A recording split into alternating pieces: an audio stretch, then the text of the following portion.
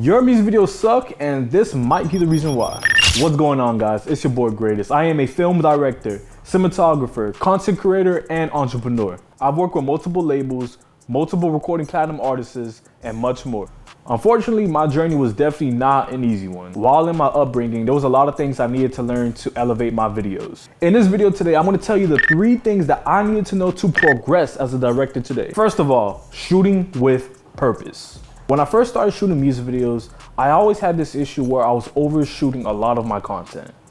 I would think that I don't have enough shots, so I would keep on shooting. And what I've always noticed is that I always lost more time on set. It took me a few years to actually understand that I need to shoot with a purpose, meaning that every shot that I capture needs to be intentional and it needs to be planned out as if I'm editing on a timeline. Meaning that I only get the shots that I really only need to get. Even now, I carefully strategize how I'm going to shoot each scene. I even go down to picking specific lenses that we're gonna use, certain lighting schemes, and how we're gonna rig the camera. When you're coming up with the strategy, it's not a very easy strategy. What I recommend to do is write a treatment. And if you don't know how to write a treatment, it's perfectly fine. I actually have a free treatment template in my description right now for you guys. So all you guys have to do is just go in my link below, download that treatment template, and definitely check it out. The second one, and this is a throat puncher, but stop over editing and using cheap edits. As an editor, I can tell you straight up, less is more. You do not need to know how to do VFX to be an efficient editor,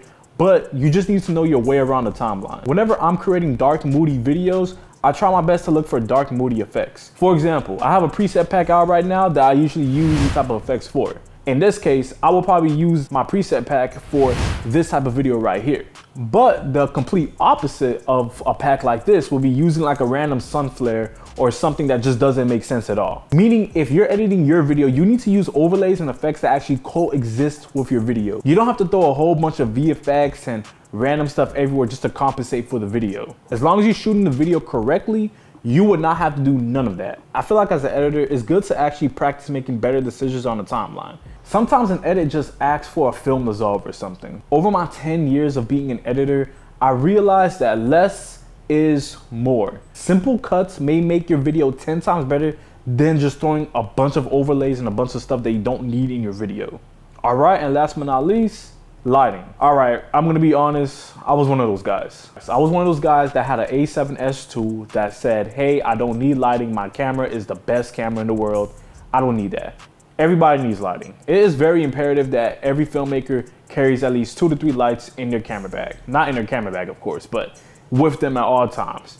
I used to have a terrible habit of not carrying no lights with me until I started realizing for me to advance as a filmmaker, I need to start investing into lights. Lighting helps better narrate your story and demonstrates emotion. Lighting can make or break your video. So in the next video, I will start talking about how to light efficiently. But all right, guys, I want to thank you guys so much for watching this video. If you guys enjoyed this video, please like, comment, subscribe. More content is on the way.